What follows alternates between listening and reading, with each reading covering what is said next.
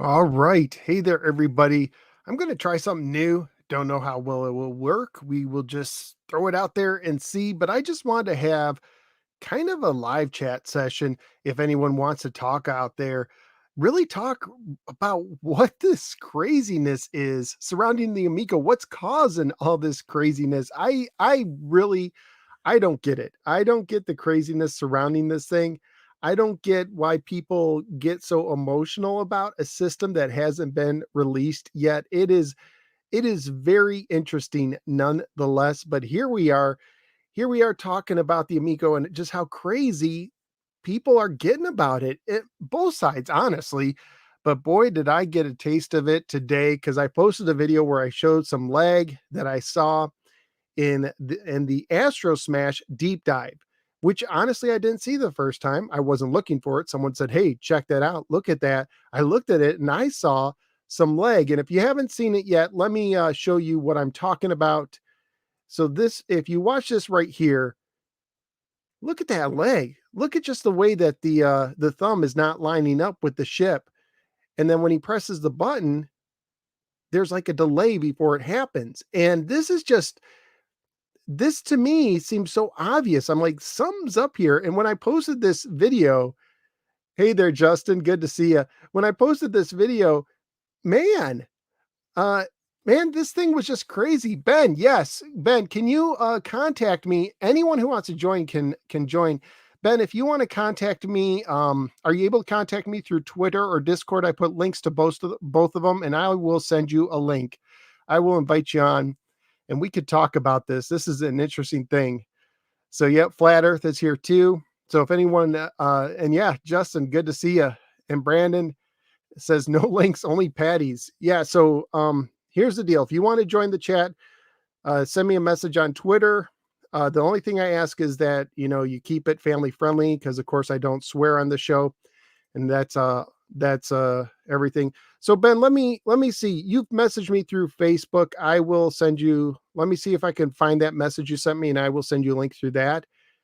And we will go ahead and have you on. So let me do this. I know this makes for excellent live streaming because now I have to get out of my wife's Facebook account and get into mine, which I rarely use anymore. I rarely use Facebook anymore. I've thought about just getting rid of it. So let's see. Is that the correct password? See, I don't even do you guys ever mix up your passwords? Like, what's the password over here? Because I don't use the same password everywhere. Let's see. There we go. We're going into the messages because I did write you back. I don't know if you saw if I don't know if you wrote me back for me writing you back because I rarely use Facebook Messenger. I really don't like it. And I sent you the link, Ben. So you come on up board and we will get going. And let's see. Did I see your video, Flat Earth? No, I did not see your video yet. Uh, so Justin is in his 7th year. Let's see if I could do this. So I'm in my 7th year of being off Facebook. It is very freeing to give all that up. I agree with you. Hey there, Adam. Good to see you. I have like 20 passwords that I rotate. That's hilarious. Roy finally started using a password manager. So yeah, Ben, hop aboard. I sent it to you through Facebook and we will talk. But it was interesting to me that, I posted this video and it seemed to create a small uproar. And I'm just like, if it's not a big deal to you, that's okay. But just to see what was happening on screen, how the thumb, it's not just the bottom screen, but you could see it sync to the top where there's this delay going back and forth. And it just I was like, wow, they're showing this. To me it looked bad. I'm surprised that they showed it so clear as day. And this what I'm showing you right now, I slowed down. This is 8th speed, 0.125 speed. So let's see, Matt says, what do I think of Pat Contry's criticism of Amico? I think some of it is justified, and I think sometimes he'll take any bit of information and turn it into entertainment. I'll be flat honest. I think, but some of it is justified. Like they'll take, one story and they'll make it like this is doomed. I'm not saying that because there's lag in this one game, the Amico is doomed. But what I am saying is this is concerning to me, and I'm wondering if this is indicative. Hey, Rick's here. If this is indicative of what could happen in the future with other videos, and I'm waiting for Ben to share with me his experiences. The video is going through a capture device and it's being recorded secondhand. Well, being recorded secondhand shouldn't be an issue. I use capture devices all the time, and I just beat Musha through a capture device on Sega Genesis. Now that's a wired controller, but I've never had any issue with a capture device causing delay that got in the way. And actually, it's funny because right before the stream, I decided, now again, wired controller, but it's my Sega Genesis and it's going through an HDMI converter, and that is going through the capture device, and that goes to my screen, right? So there's two devices in between the Genesis and that. And I did it, and I put the controller up to the screen and I couldn't see any lag whatsoever. So this does concern me. Let's see. Thomas is here, and he says that he's experienced no lag, and that's fine. But let me just say that if what we're seeing on screen right here, if the delay between Tommy touching the disc and the ship reacting, if that's not what's really happening on the screen, they should have never posted this publicly. If this is caused of a capture device, but I did, and I wish I knew where it was. So Ben, did you get the link? Let me see. So I sent you a link, Ben, to join this. It's a StreamYard.com link. You click on it, and you click on the link, and it takes you into a little room where you set up your microphone. You have to have some sort of a microphone. You don't have to have a camera.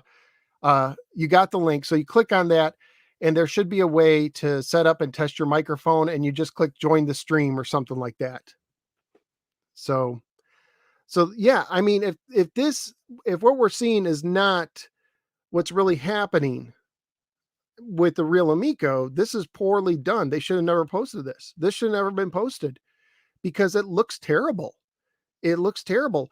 And you could tell that he's putting pressure on it because the ship is supposed to change with the disc. If you don't put any pressure at all,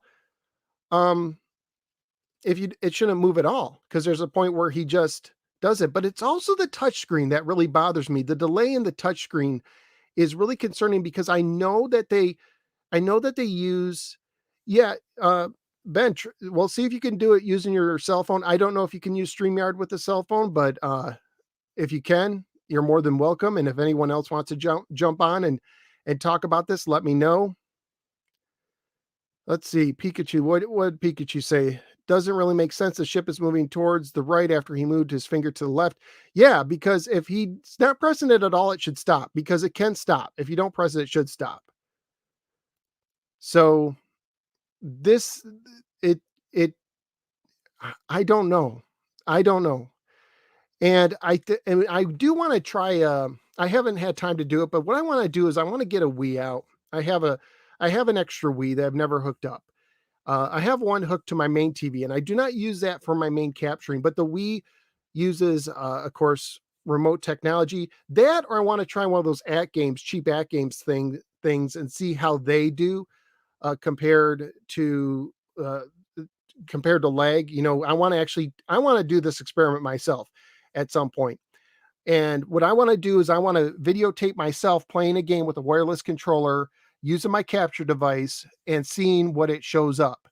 Because like I said, this stuff right here, it shouldn't be happening. And if it is a capture device, why did they do this? Why did they set this up? And why do people get so emotional about this stuff? So yeah, if your finger touches the right, yes, I know you have to So Thomas says if your finger touches the left or right side of the disc, it does not mean you are controlling those sides. You have to press to initiate it. Yeah, you have to, but with Astro Smash, it looks like, because I saw there was a part, I edited it out for this little clip, but he stopped. He stopped pressing, and the ship stopped. So if you're saying it's an optical illusion, what's not an optical illusion to me is the delay when he hits the dash button or the hyperspeed. Let's see, right about here. And there's a delay. There is a split-second delay. And yeah, it could be lag from the TV, but again, this is a professional video. Why are they showing this? This is then misrepresenting their product, is it not? If it's delay, if it's due to capture devices or delay of the TV, is it misrepresenting what you're going to get with an Amico? So, I don't get it. And I don't get why they showed this. And I don't get why, it seemed like people even took it personally to a degree. Let's see I sent Ben that link. I don't know that he's going to get on. But if anyone wants to come on and chat, let me know. And if you can get through Discord or through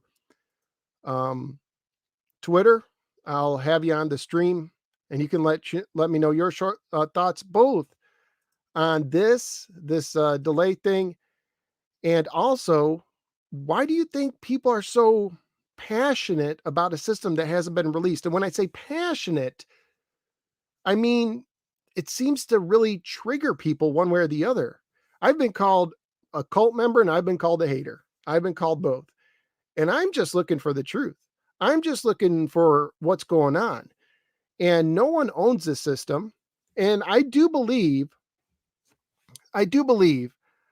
that, when you go to an event, there is a psychological effect to that where you're excited, you're pumped up, and it can kind of make things seem better than they really are.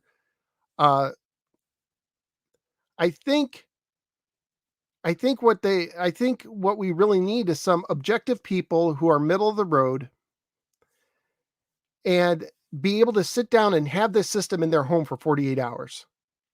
I think that's what I would like to see, at least. I would like to see that people, really give their opinions on it. Because if you go to an event and you're already hyped up to see it, you'll probably like it. When I was a kid, Sega came through my town and they put this huge event on.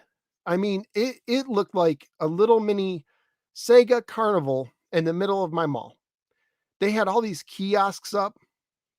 They have all these systems out to play, and on the big screen, they had a stage, and they had a. Do you remember what's that movie with Fred Savage, the Nintendo movie, where they take the kid to go play Super Mario 3? And I forget the name of that, man. Oh, the Wizard. That's it. Someone's going to type that now, I guarantee you. But the Wizard. And they had this big screen. It was kind of like that, not quite as grand, but they had like these 4 big screens. On 2 of the screens, they had Sonic the Hedgehog, and on 2 of them, they had Super Mario World. And they were taking a poll. They had kids come up and play both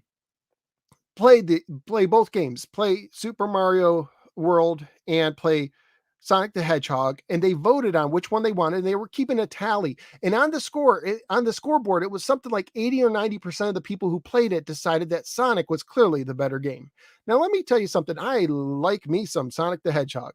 I'm one of those guys who thinks Sonic the Hedgehog 1 is better than Sonic the Hedgehog 2, or at least I prefer it. They're both great games. But I will tell you that Super Mario World, you could definitely make a case that's better than Sonic the Hedgehog. And I'm a Sega fan. But I think in that moment, in that environment, people were in the Sega mood. Sega was everywhere. Sega was branded everywhere. And they chose Sonic, 9 times out of 10. So that could happen at these events. And there's times where, have you ever played a game or watched something and you play the game, you watch something, you think it's really great, and then after a second viewing or playing, you're like, well, I'm starting to see some things in that.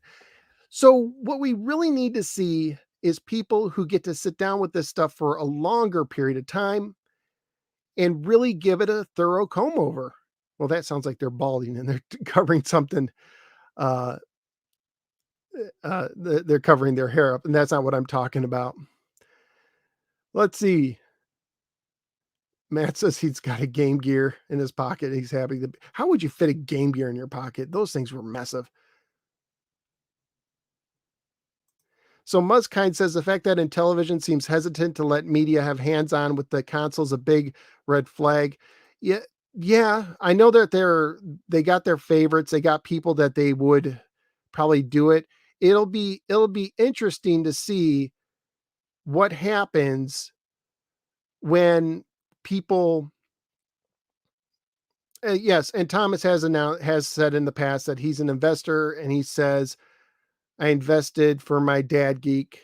So because he and the geek getaway are having a little talk, and Lucky Day agrees that they should not have shown the controller and game screen at the same time. That's the thing, is that if this is not as bad as it looks, they should have never showed this. And here it is. Um, and by the way, Thomas, I thank you for letting us know the previous time that you're an investor. I think that's legitimate. So it's possible that that's the case, that this is not showing what's accurately there. But there was another time where I saw a Crayola event video, and I wish I could find it. I don't know where it was. It's one of these things where I'm just looking up stuff. I find it in passing, and I saw someone playing this game, Astro Smash. And as they looked at it, uh, as they were playing it, it looked like there was delay. And I know there's a video with Finnegan Fox, I think it was, and that was with Tommy playing it, and it looked like a similar thing was happening there. So it does give me cause. And after talking to the people at the Boston event, they're like, hey, there's no delay, everything's there. I was like, oh, cool. Maybe they took care of it. But I'm concerned maybe it's still there. And maybe people are overlooking it. And maybe it'll show up, because it could be a situation where, like I said in my video about this, our brains, they can accommodate for these kind of things. I have an Atari XEGS light gun.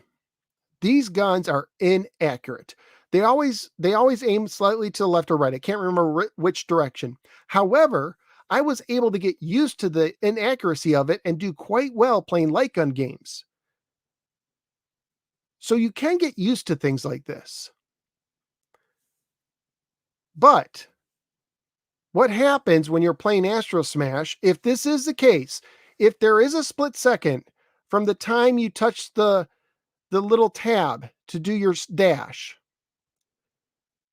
if there is like a half a second or a quarter second, whatever it is, that's not as instantaneous as other games. When you do the dash, let me get to that. And you're trying to get out of the way of an asteroid, and you needed that nanosecond to get out of the way. And because of the delay, here it comes. Press it, then it happens. And you can see it on the top screen too. And you could tell he presses it because you can actually see the crystals or whatever. You can see the crystals, the impact of the screen. So let's see. Justin says, "Is there concern that there's controller lag and it hasn't been worked out, or is there concerns that the entire video was faked and Tommy was mimicking gameplay?" There's been concern that there's been lag, and no one's been talking about it lately. But there's concern that there's been lag, and it seemed to kind of go away. But I saw this video and it came back. So either there's lag, and maybe the people who have played it, like like I said, their brain adjusted and they're able to play the game because they get used to the lag without, and it may be subconscious. They don't even know that there's lag, but it can creep up at the worst time. Have you ever played a game and like, I pushed the button, something happened? And I'm also concerned what this could mean for other games. I'm really concerned, and I'm fine. I'm fine if this turns out to be a non-issue. I'm fine, but you know what? I have to base this on what has been made available publicly to me, and this is what's been made publicly available to me is this video. They haven't come to my area where I could play it. They haven't offered, "Hey, NSG, we want you to, try out the system. We'll mail you a system to borrow for a weekend." And I don't expect them to.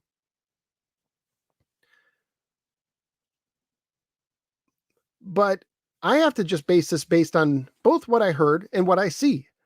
And what I see, this video, it tells me there's lag. And I have a concern, and the concern is this: is the controller powerful enough for what they want to do? Is the reaction going to be strong enough for all the games they want to play? Now, a game like Cornhole, it doesn't need, high quick action kind of stuff, but the shooters they want to do, stuff like that, Earthworm Gym. And I see a lot of these games are using the touch screen, and it seems to be more issues with the touch screen. They're using the touch screen to jump or attack or shoot. When you really sit down with the game for a while, is that going to be an issue? Is the controller, obviously the controller is not as powerful as the system itself. That's obvious. And a chain can only be as strong as its weakest link. Is the controller trying to do a wireless touch screen? Is there going to be too much lag for some games? I don't know. Let's see some of the comments. I'm sorry, I've just been rambling. I wonder who Tommy will send review units to once this thing is finally ready. I'm sure Nick Richards said that they're working out deals with some big YouTubers. And I'm sure I wouldn't be surprised if he sends it to some of his friends. But the truth is, some of the people who are big friends. Oh, Ben's here. Ben, I'm sorry I didn't see you. Oh, I just got in. Oh, good. So let me finish my thought and we can chat. So, as far as Tommy saying out systems, a lot of the pro Amico guys, they've already pre-ordered the system, so they'll get a system.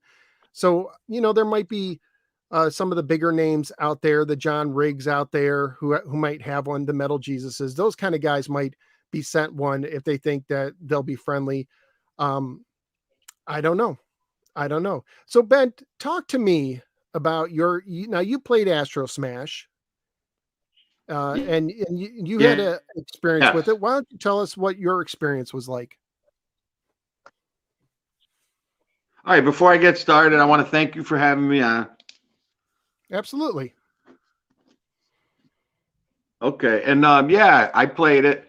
The only thing with the as far as the lag goes that you've been talking about, on the lag side of it, when I played it at the event in Boston, I didn't experience the lag at all. I had other issues that I went out, I brought up some other issues I had, but the lag wasn't one of them.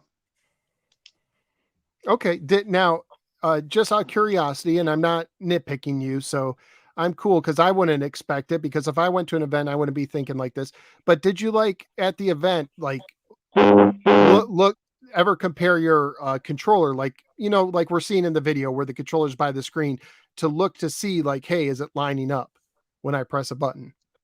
Yeah, you're correct. You're right about that, because when you're at the event like that and you're in the moment, you're not really trying to figure things out the way you would, like talking about it right now and going over things. You're kind of just grabbing the controller and you're just playing it, and you're not really experimenting with it. You're kind of just happy to play it. But you're right though. I mean, and then next thing you know, you're handing the controller over to somebody else, and then you're having a conversation about this and this and that, and you're not really, like you said, you're not deep diving into it, Yeah, because a reviewer might, when they approach it, they might approach it differently, where they're actually putting it up to the screen and looking I press left, how quickly does it react? But at an event, you're probably more likely hey, I just want to try this and do it. And my guess is, the controller, they have the rings that light up, and you can tell me if I'm wrong or not for your experience, but you have the ring that lights up, you have the touch screen with pictures on it, but I'm guessing 90% or 95% of the time, you're not even looking at that. You're looking at the screen just like you would any other video game and holding the controller. Is that how it was with you? Yeah, exactly. Because you're looking at the screen to pick your ship, and then your colors ring lights up. And then the only other thing there is on the screen is the slide, the slide over during Mm-hmm. gameplay. And you're not going to look when you do that. You're just going to do it, like as you're looking at the television. But the only other thing that's on the screen was the auto fire option.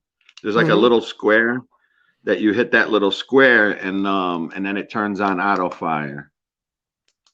Yeah. Is that what you did when you played it? Well, you got to remember, like, so there was two rooms there, right? Mm-hmm. At the event, there was one room that had a television that was a little closer to the eye, and there was a different system hooked up on that one, and they were playing Shark Shark on it and stuff like that. So then they grabbed another system and went into the other room. There was another television, but it was like hanging on the wall, kind of high up. And then there was like some tables there where they played Dungeons and Dragons type stuff at that place. Mm-hmm. So we were kind of like further back, and the television was like not at eye level. It was kind of like high up on the wall, and we were probably like maybe 10 feet away from the television. The television had to be like maybe one of those 50-inch televisions, but we're like 10 feet away from it, and it's like it's not at eye level. So I may have missed some stuff too because of the lighting in the room, maybe. As far as my opinion, my whole problem with it was the ships. At the event, when I was playing multiplayer with another guy, we weren't playing it like the Tommy and John video where they were staying on their own side. If you notice in that video, in the deep dive video, Yeah. they're kind of staying to the left and staying to the right. And maybe that lessens the confusion of losing track of your ship. But when it gets crazy and you start crossing paths, I was saying that you can lose track of where you are. Like not so much lose track of where you are, but like yeah, almost in a way where it takes away from gameplay as you're playing, like because there's too much happening. Like there's like a ton of stuff coming down, hitting the ground, exploding, and you're so I would say that if like now knowing that if I was to play it multiplayer when I eventually was to get it, I would probably recommend whoever I'm playing with to try and stay on the left or the right, and like I'll stay on the right, you stay on the left, and you take care of the left, and I'll take care of the right. But at the event, we didn't know that, so we're kind of like going from because you want to get the feel of everything, so you're kind of like you're going to the left and you're crossing. You know what I'm saying? So I don't think it will be a real big problem at the time. My biggest problem, Phil, was that I brought out, and a lot of people seem to be agreeing with this, is the overall setup of the controller. Okay. Like say you wanted to configure it like in your modern systems of today, where you kind of can make the analog stick, or you can use the D-pad, or say you want to use A as your fire button, but say you would rather change it to the top R button. So as far as what I understand, from what I've heard, there's no button configuration in the settings or the options. So you're pretty much that's the way it is, and that's the way you're gonna have to get used to playing it. Yeah, that one criticism I heard, and you can tell me if you think it's legit, is that there's not consistency with how from game to game. There's not consistency with how controllers are set up or how you do things. For instance, this game, it sounds like there's only one setup and that's it. Unless you hit the auto fire. And Yeah, with battle tanks, there was 3 different choices, and it's, you have people who will complain with battle tanks. It's like, well, it's supposed to be simple and you're giving us all these choices. And then here with this game, you'll have other people, people will always complain. They'll complain there's not. But do you think yeah. that's a legitimate a criticism that these early games, they're too much their own individual titles? There's not enough unity in how to play the games. Like every game you have to relearn because now the fire button's on top, where before it was the touch screen. Do you think that's Yeah. legitimate? Well, yeah. Well, in Flying Tigers, that's the game I enjoyed playing the most. And Flying Tigers, which is like a 1942 type game, 1943. You're familiar with those, right? Mm-hmm. Yes. The Capcom games, yeah. So like on that game, the fire button was the screen, not the top button. So so Did you like using the screen as a button? I actually did, yeah.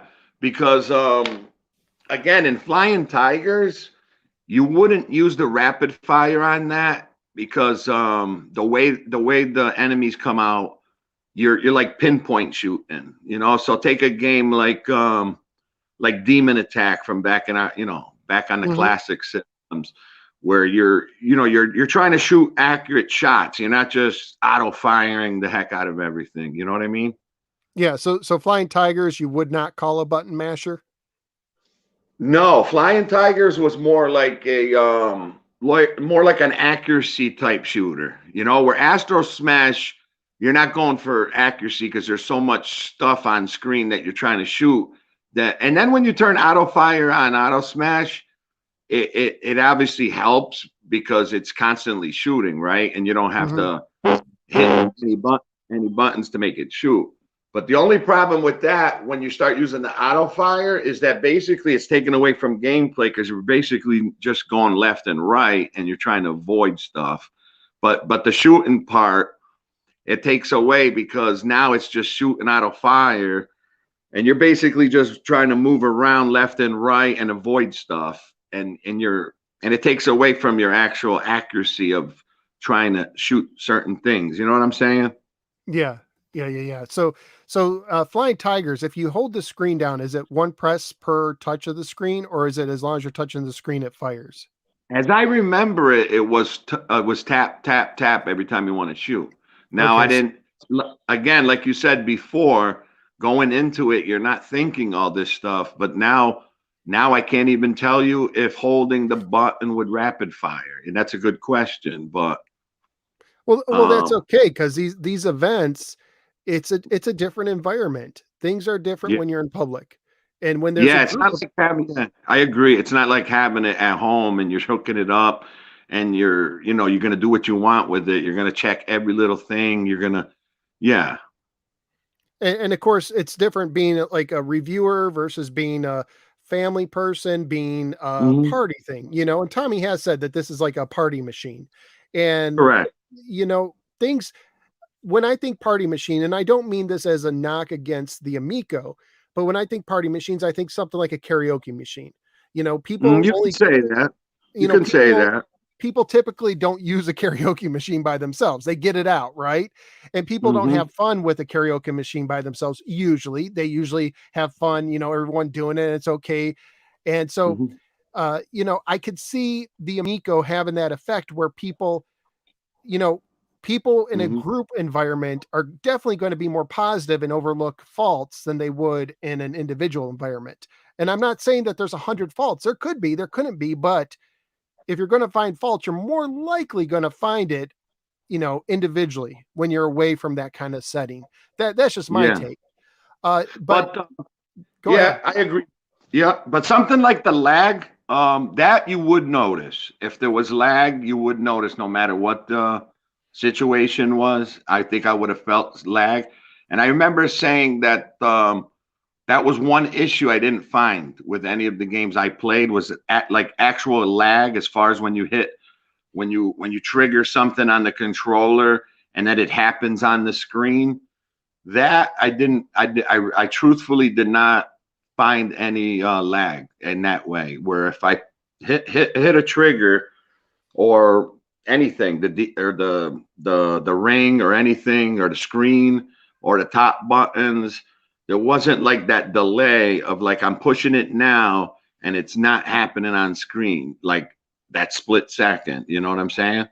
So let me just ask you. So when you see the video, and obviously the ship's not lining up with Tommy's thumb. There's times where it's totally opposite. Do you think that's because they somehow captured the video poorly? Do you think it's possible it's like that, but you just didn't notice it because it's, it's not significant enough where in the environment you were in, you would notice it. How do you explain, No, what no, I I think see I on would. screen? Yeah, no, I understand your question. I think I would have noticed that. I think when you watch a video like the video like you're saying, and it seems like he's hitting left or right, but it's not happening on screen that way. I think that's like that tricky video thing where it's not actually what it's not what's happening is not really how you're seeing it. Like I don't know if it's catchy on the video or I'm not positive on that, but it's just it doesn't like I didn't notice lag as far as I know it's a good concern to have is lag because like do you have an Atari Retron 77? I do not have the Retron. I have mostly original systems in my place.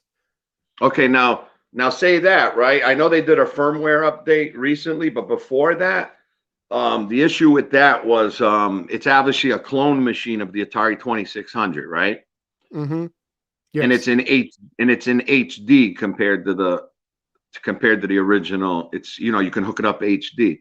So now when I played my Atari cartridges on that, I noticed there was that little lag of hitting the button and just that precise second, even if it was a millimeter of a second, was noticeable compared to playing the original hardware. Mm-hmm. So that's the kind of lag I think of when I think of lag. So that is the lag we're talking about, right? Yes.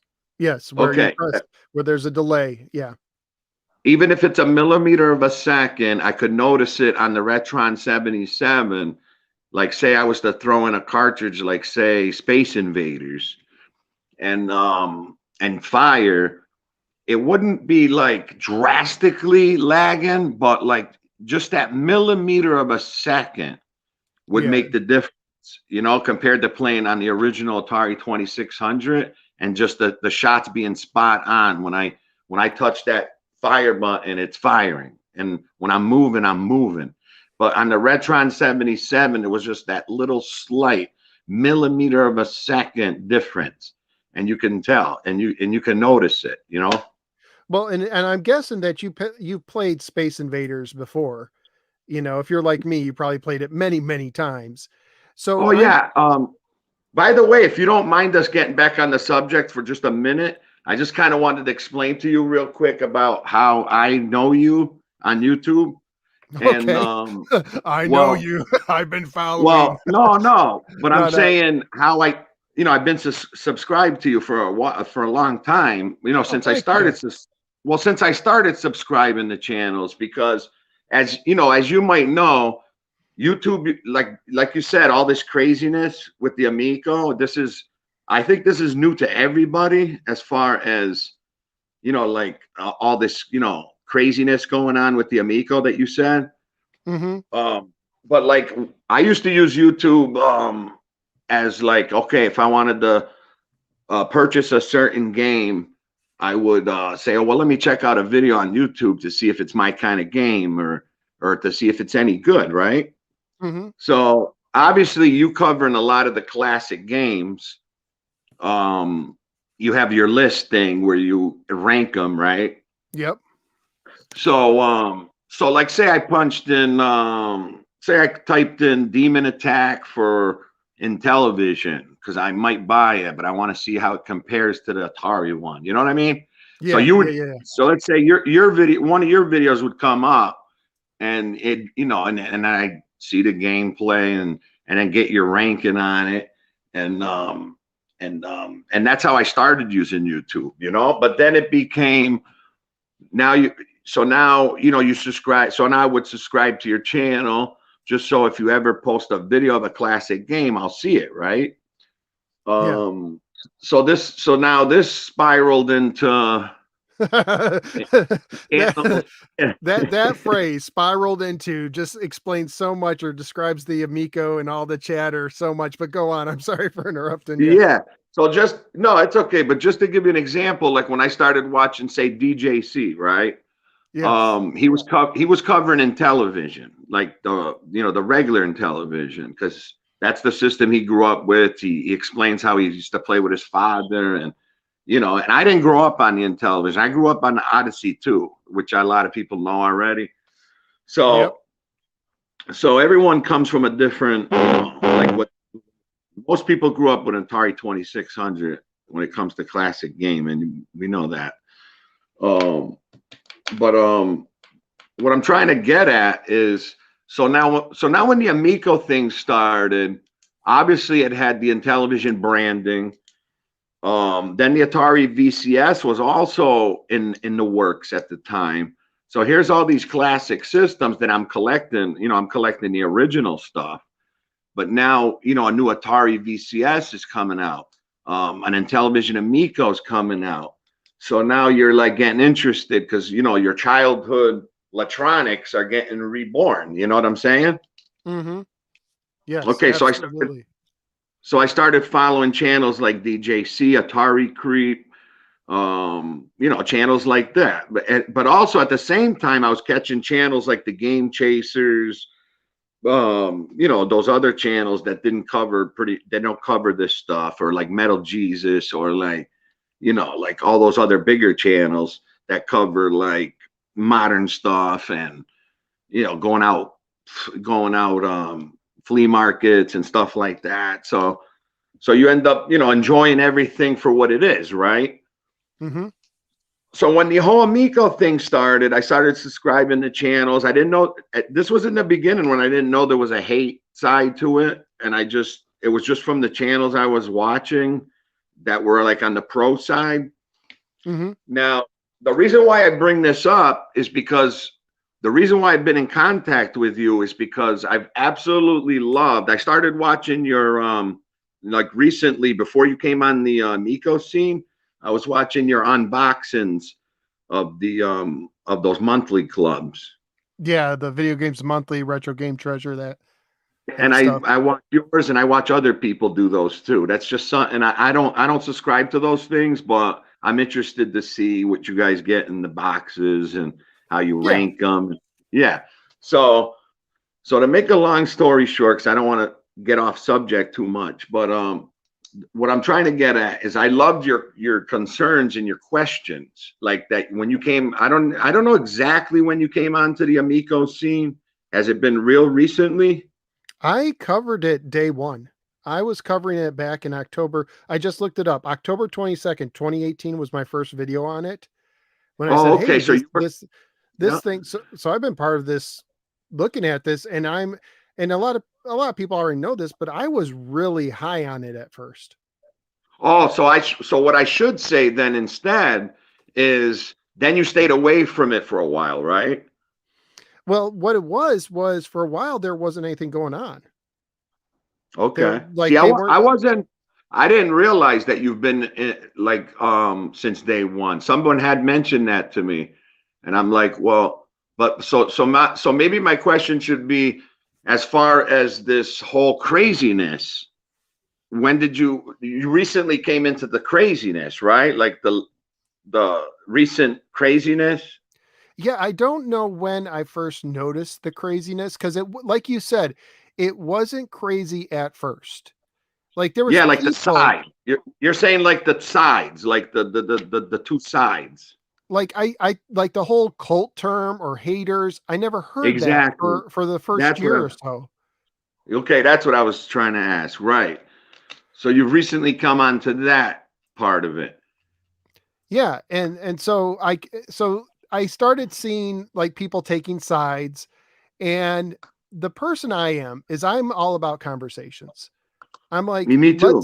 Me too. let's talk about it, and let's hear each other out. And that's one of the things that surprises me with this last video I did is it's like you watch it, and if you have eyes, you can see that something's going on. It doesn't look good. Even if it's not accurately depicting what the Amico does, it doesn't look good. And people Yeah. automatically just come. It was like, even in my comment sections, the comments quickly became almost a war zone, if Yeah, that because makes sense.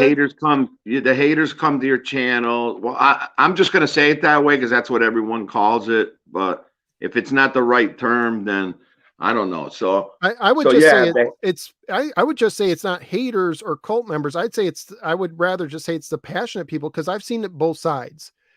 yeah, And right. there's people who will, if you say you like the Amico or you like something about the Amico, when I've said things I like about the Amico, and I people like when say, you I like when you just refer to as the pro side because the pro side because obviously the names that the pro side's been called is shills, the other shills word and cult members. Yeah, they should, the cult and the shills, and then there's the haters, Tommy's Army, this and that. So Phil, just so you know, right? I've been a middle person on this since the beginning. That's why I kind of tried to explain to you how I came on the scene. I came Mhm. on the scene. I came on the scene watching the pro side first. Then when the pro side starts mentioning the other side, that's when you turn to the other side to see what exactly they're saying that triggered them to say it on their channel. So that's when you check that side, like the Darius Truxtons, the Canadian gamers, or whatever, right? So now you check those sides, right? Because I used to, well, Turbo Joe hasn't been doing much lately, but I used to, follow his channel a lot more when he was doing content. So he's on the pro side, but he was always mixed up with the other side in other ways and stuff, from what I, heard and stuff.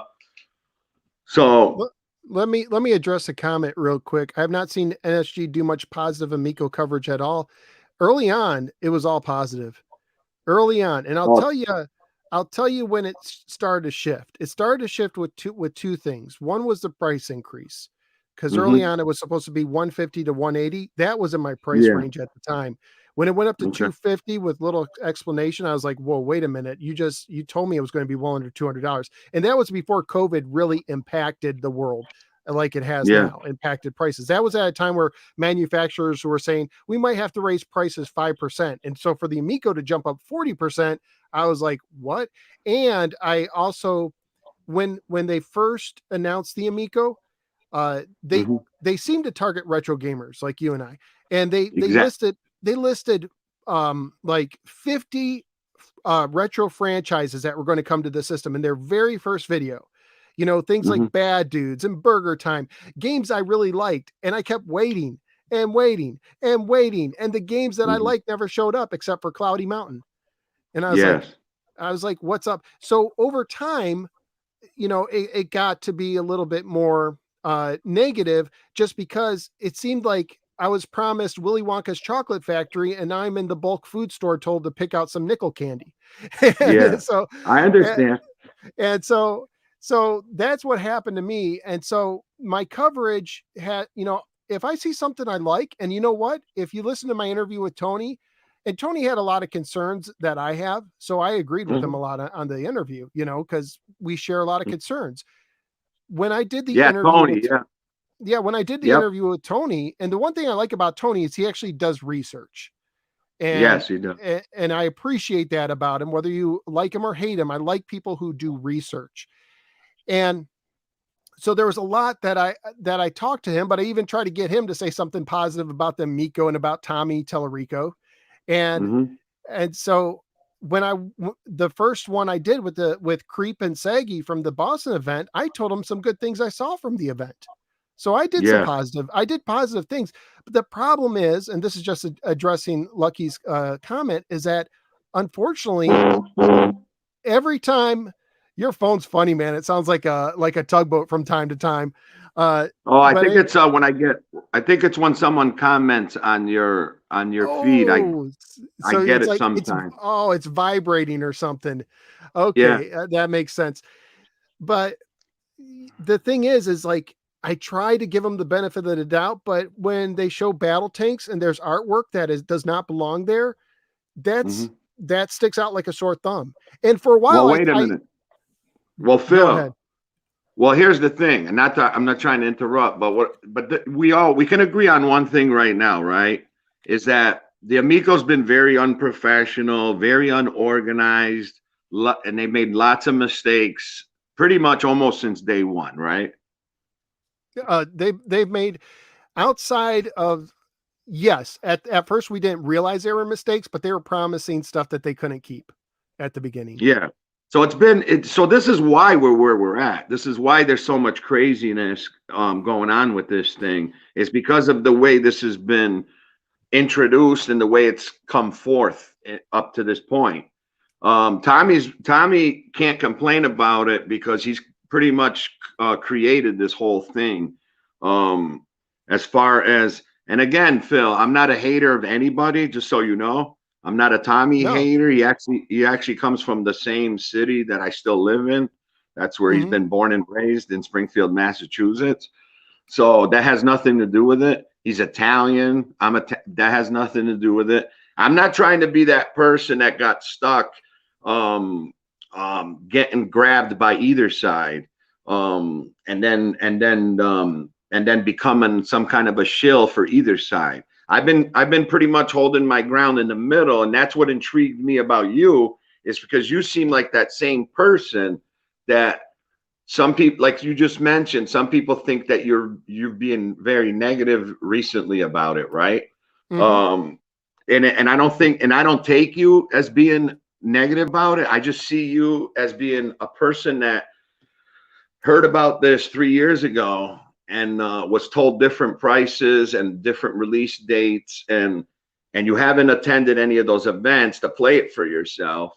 So you have a lot of questions, you have a lot of concerns, and you're getting information from YouTube, off YouTube, and who you speak to.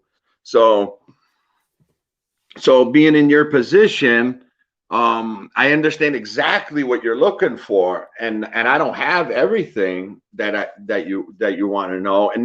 When I say you want to know, I mean anybody that is in the same position as you are and I am, that are in the middle, that haven't played this thing, that only go by what they see and hear from either side. And the reason why this is happening is because this thing has still not been released, and dates have been, and we've already talked about how we're at this point. Yeah. And let me clarify too, like, I don't hate the Amico, and I don't want to quote unquote see Tommy's dream dashed, and I don't hate Tommy, but some of the things he's done, I strongly disagree with. Oh yeah, There's stuff we can that all agree to that. I do believe, like you said, a lot of the craziness is on his shoulders. I do believe Exactly. I believe, and I believe sometimes he fans the flames, whether he He should have. realizes it, whether he realizes it or not. I believe sometimes he fans the flames. See, and I disagreed with when you had no disrespect to anybody, but when you had Saggy and Atari Creep on, it was killing me. You know why? Was I that? was watching that live feed with you and Atari Creep and Saggy, and it was weird. It felt weird to me because I was just with them, what, a week or two before that, Mm-hmm. and met them for the first time. But I never followed Saggy. The only thing I knew about Saggy is that she was at the Philadelphia Crayola events. Mm-hmm. You do know about those, right? I know about the Crayola. Yeah, I know about the Crayola events. And there was actually and like I said earlier, I don't think you're on yet. I saw a video from a Crayola event where it wasn't from their video, but it was someone else Mm-hmm. who did a video. And when they were playing Astro Smash, I saw the same thing. I'm like, their thumb's going left, but the ship's going right. So it was a similar thing. So yeah, I'm aware of the events. So now, okay, were you aware of the one that they had at Retro Bros cellar in his basement?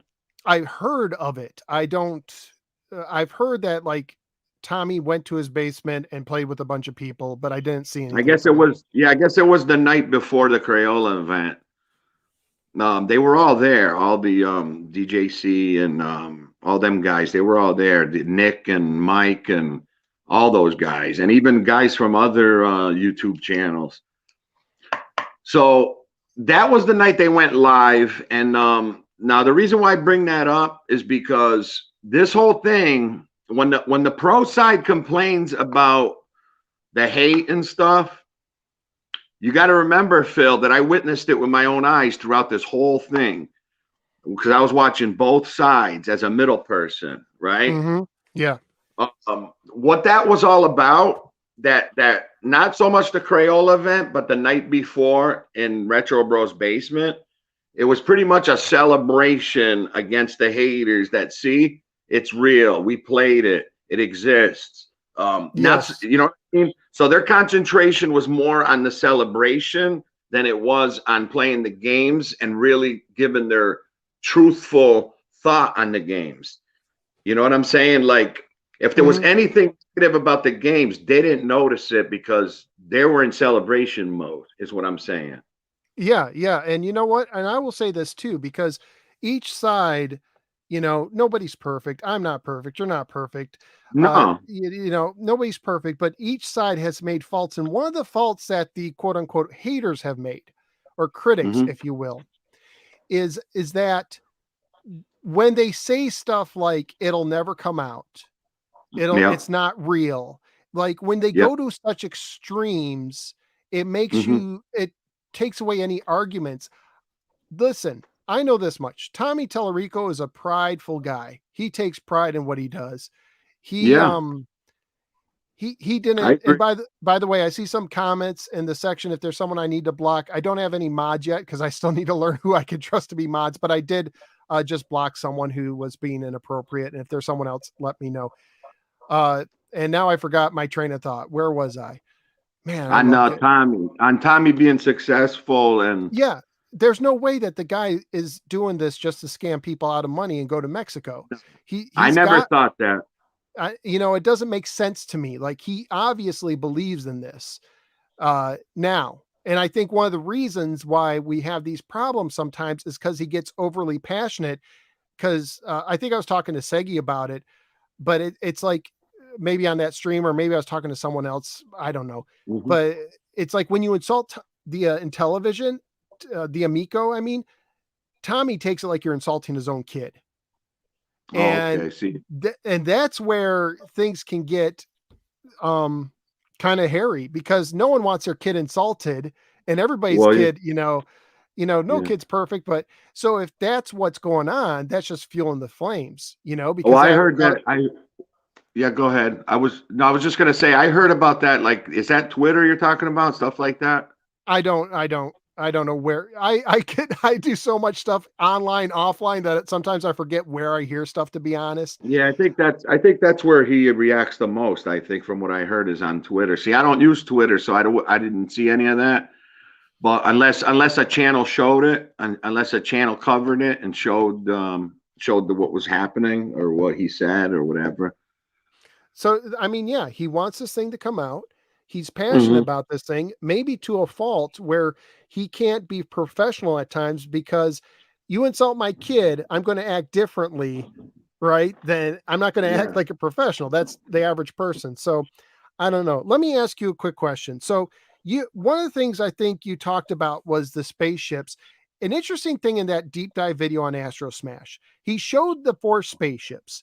To me, they all look the same color, like this bluish grayish color, like a They metallic did. color. But Well, he's saying, that's what they looked like to me at the event too. Yeah. and so I'm Like, wondering when but in the video he says pick the red ship. I'm like, which one's the red ship? What does it have, like this slightly red on it? That to me seemed a little confusing because I understand where you're talking. Like it's easy to confuse the ships in the middle of all this chaos because they're not yes. really red ships and blue ships. They're ships that shoot red lasers and ships that shoot blue lasers, like they're Cobra and GI Joe in the cartoon shooting color coded lasers. Yes. Yes. So yeah, Now, go ahead. now, I don't know if you know. I don't know if you watched DJC's quick video last night of his take on the on that subject. No, what on the Astro Smash or Yeah, on and the craziness? the colors of the ships in particular. So now he shows footage that does show a glow to them in different colors. So I don't know where he got that video footage. I don't know if that was the deep dive video or not. But in his video, even on the controller itself, when he picks the 4 ships, you can kind of see the different colors on there. And I know the video you're talking about where you see the 4 ships, and they all look whitish gray, right, or whatever. Yeah, I was looking at the deep dive video, and it looked like that. Now I've heard somebody say, I think it was Tony was talking about the German article. He did it. I don't know if you heard about the German article, but there's supposedly a German magazine got a hold on of the Amico, and they actually gave it a review, and it wasn't the most positive thing. And one of their Yeah. criticisms was that the screen, I guess, depending on the angle, is harder to see on the controller. So Okay. I don't know if this is a case, but it could be a case where the glowy effect around the ship shows up better when it's, at a certain angle. See, now when I played it at the event, and I remember looking at the controller at the four ships, to me they seemed, if I remember right, they seemed all whitish, grayish. I didn't see any colors on them. Mm-hmm. Yeah, because So in the deep dive, I didn't. Here's an interesting statement: a CEO shouldn't talk to the public or be accessible. What do you think about that, Ben? Do you think that's I, accurate? I was actually just about to bring that up earlier when we were talking about Tommy. I think right from the beginning, all these mistakes have happened because of that fact that, and that's why I brought up the Saggy and on Atari Creep interview with you, Mm-hmm. because she said that his presence is good at the events. And I thought your question was what you just asked me now What's that? about him being the front man. Yeah, yeah. Well, Exactly. and I agree that. I mean, I'm not saying he can't ever make public appearances or whatever, but I've always compared him in my mind to Reggie Fils-Aimé from Nintendo. Uh, Oh, I know who you're talking about. Yeah, my son always would watch that, and he would show me those videos of the man you just spoke about. Yeah. Yeah, Reggie came across as your big brother, who was tough enough to punch out the bully at school, but he was kind enough, to hang out with you, and he never would really do that. He'd joke around, and you only saw him every once in a while. And Yeah. I So I thought don't, that. Yeah. Go ahead. and I don't, and Tommy to me comes, just my the way he comes across to me. Okay, he comes to me kind of like your uncle, who is sometimes fun to hang around with, but sometimes does something really embarrassing. And you're like, oh, Mm, Uncle Joey, I guess I just yeah. went full house there, but that's how he comes. He's at the family Mm, barbecue, and one minute he's the life of the party, and the next minute everyone's like, oh, you just went too far. you nailed it. You nailed it, because that's exactly how my that's how he approached. That's how he seemed to me at the event. What you just said. So yeah, I mean, and from what people tell me, he's a fun guy to hang around. It's just there are some tendencies in him. He's admitted that he's engaged in flame wars, and Yeah. that's a huge no-no with a CEO. That is So a I didn't think that. I'm not nothing against them, and nothing. But when I was starting to bring up the live feed with Saggy and Atari Creep, I felt like Saggy was the one that was responsible for that event to begin with, and it wasn't going to go through because it was somewhere that didn't want to have it, and correct. it almost fell through, and it didn't happen. But then Atari Creep, I guess, made it happen at the last minute. So what happened was Segi had a place lined up. They gave the thumbs up. Something happened outside of it, had nothing to do with Tommy, or any Mm-hmm. drama or anything like that. But they said, no, we're not Yeah, going to do the event. They lost the yeah. event. Atari Creep found a place. And from what they told me, Tommy Tellerico found the other place, had connections to the Okay, other place. exactly. So when I thought you were asking them some crucial questions, I didn't. I know for a fact you didn't get the right their right opinion and their right. You didn't get their true opinion. Is what I'm trying to say. Is because and again, nothing against them.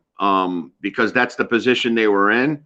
So so maybe and maybe they were, but between me and you, what I'm trying to say is you were asking them some, pretty good questions, concerning questions, questions that anyone in your position, that most people that are in the middle of this would want to know. and I feel like they weren't going to give you the honest answers because of the fact that they had something to do with setting up that event. And Atari Creep he's a founder, and Saggy even admitted to you that she's not a really game player. She's there for the drama and for that, and for, she likes being there. She likes being around everyone, and that's how she fuels her channel with both sides.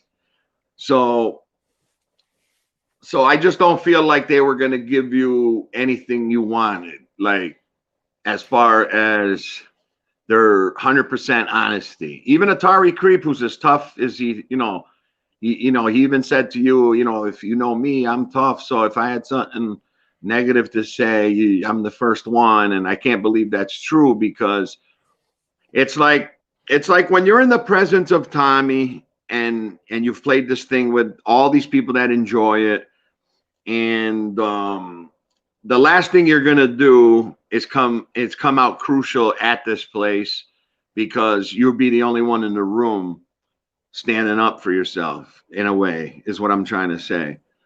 Well, and I've noticed this in my life. Usually, not always. People are different when they've invested money in something, and people are different when it involves a friend.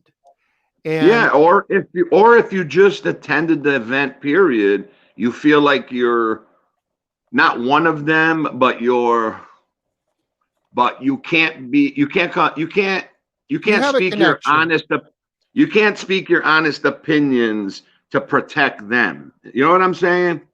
Well, yeah, and there's you don't want to step on any toes, because No. it's a system you bought, and it's a friend of yours and Tommy. So I understood that they were going to talk to me through this lens, and I give them credit because they were great to talk Yeah. to, and I give them Enjoy. credit.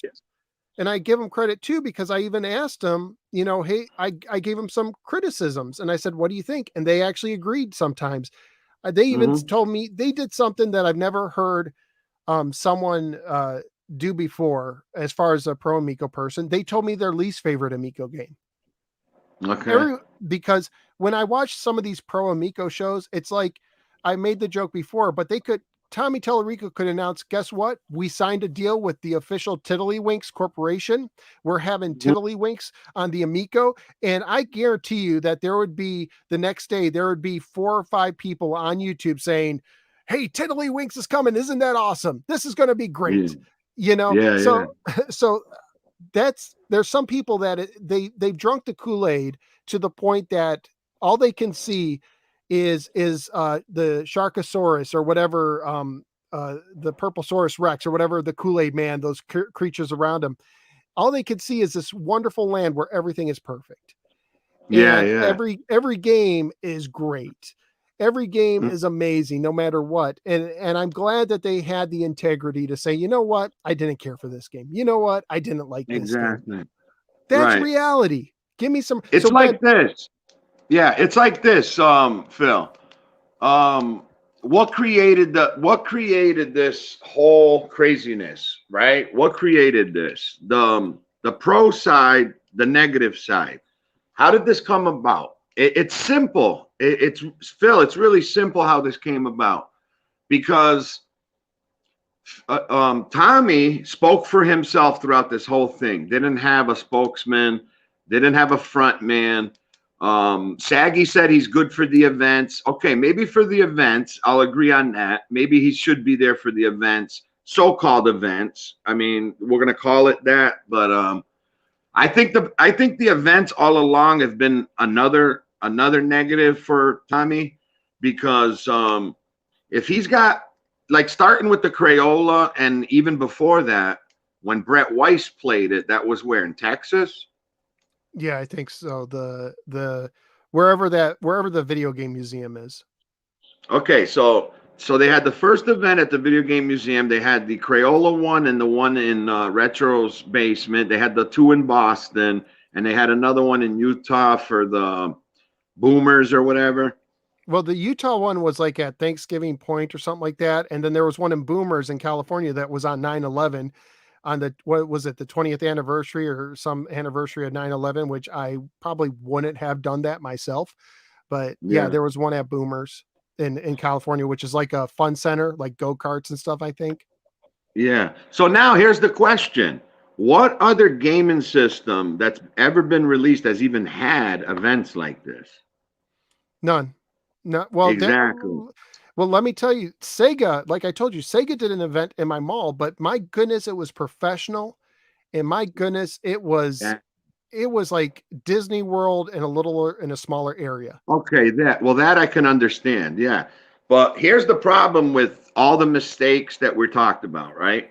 This in my opinion, even though I got to go play it, an hour drive from my house, and I got to go hang out with the guys and meet some people and play it, I still would say right now that that's a mistake. This whole events thing is bringing it's fueling the hate side, and it's hurting the overall, how do I want to say this, the like for instance, now you got someone like me coming out with not false information, but maybe like you said, in the moment you don't see a certain thing or you don't check out a certain thing, you're not a reviewer, so you're just happy you're there, and then you come home and a few days later it sinks in that well, this didn't look right and this didn't wasn't fun. And so now all it's doing is causing, like, all these events have done nothing but caused where we are today, really, is with So this craziness. let me get back to that in a second. A lot of people are pointing out that Nintendo and other people have had pre-launch events and stuff like that. And yeah, events like that. It just seems like events is the nucleus of the Amico, where the other companies, the events were like the icing on the cake. And Yeah, I because so because they were finished products that had a release date, and they were, and they were established. yeah. So let me ask you, two things. One, why do you think the events are disastrous? What do you think is so bad about them? And two, do you think, earlier you brought up playing Space Invaders on a Retron 77, you notice the lag, you notice the difference in that, right? Do you Yes. think that it might be harder for someone to notice the lag in a game they've never played, like Amico Astro Smash? Because there's games I played all my life, and then I play them on a different thing. I'm like, the sound's a little off, like Pitfall on the It could 2600. possibly, it could be, but lag itself, as far as hitting the button and seeing it happen on screen, I just personally didn't notice it. But Yeah. but what I'm getting off subject if you want to stay on that subject. But what I was going to say is, some people are asking me, like, well, then why do you still want to buy this thing, especially from, the negative side? Why do you even want it? And I'm like, and then it's not because I'm just a collector, because I don't collect things to hope they go up in value. That's not why I collect. Um,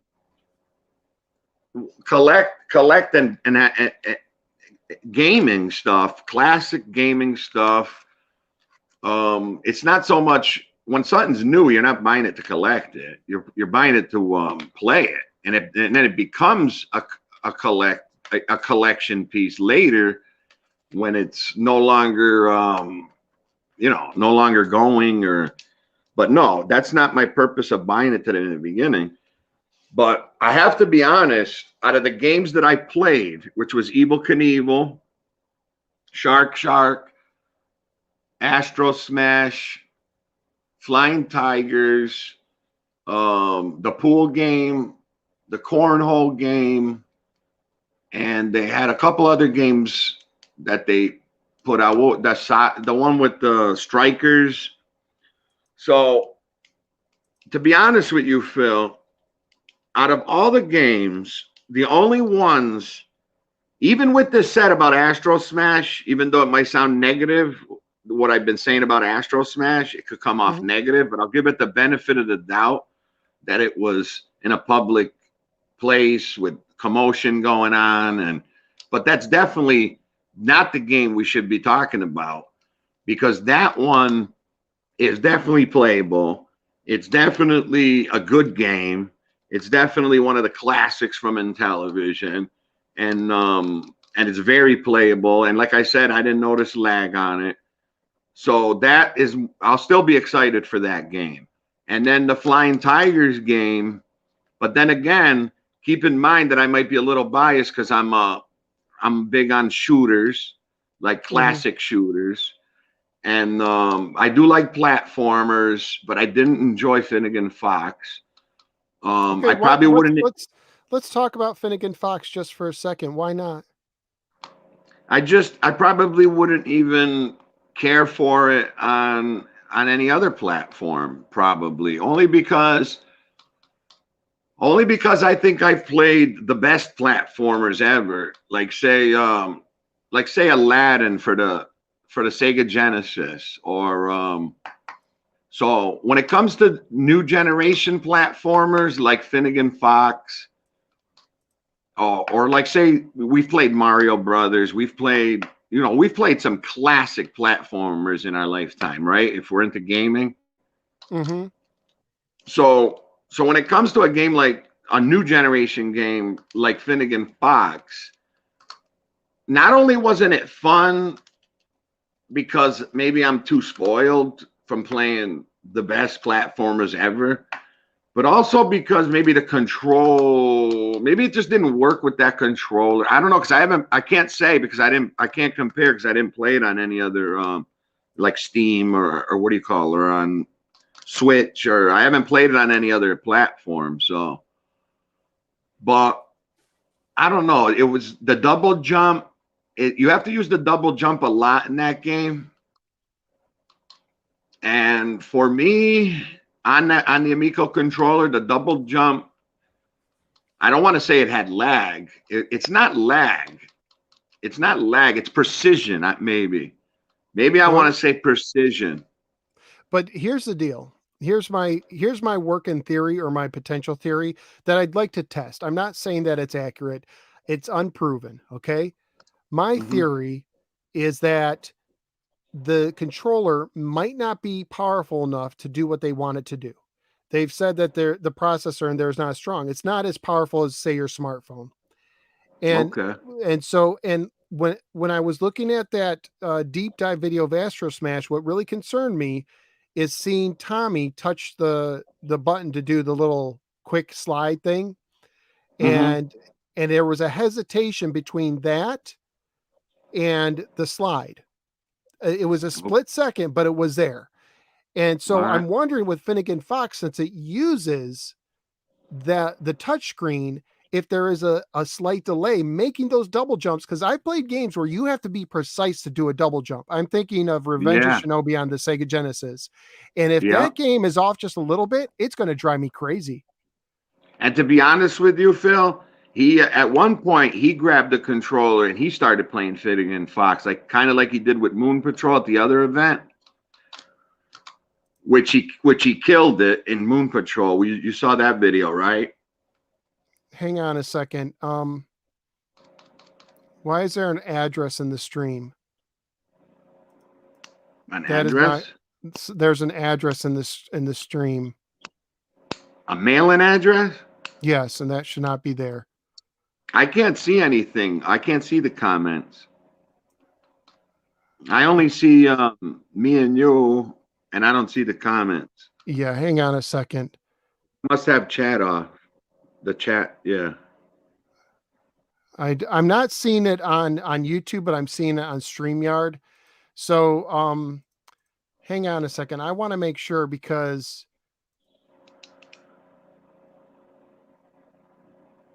What's the address okay, state? hang on a second. I don't want to bring it up. Hang on.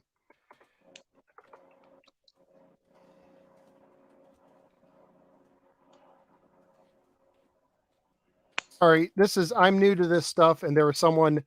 See, and that's the thing. I guess it got.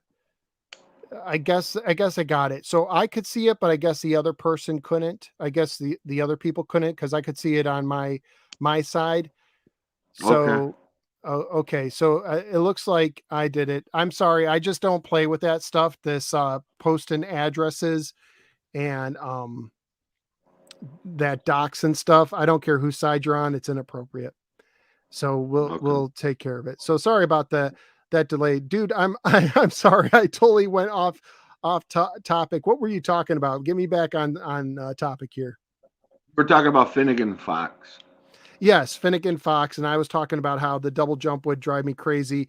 If yeah, the Amico stream does attract the crazies. You're right, Pikachu.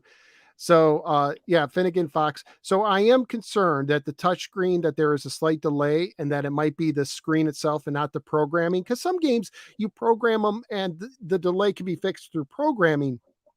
But if there Yeah. is a delay and you're not playing a game like a card game where speed's an issue. You know, card games, that's fine. You know, other Hmm. stuff that doesn't need it, that's fine. And I like touchscreens. I was a big fan of the 3DS and the DS. So, Yeah.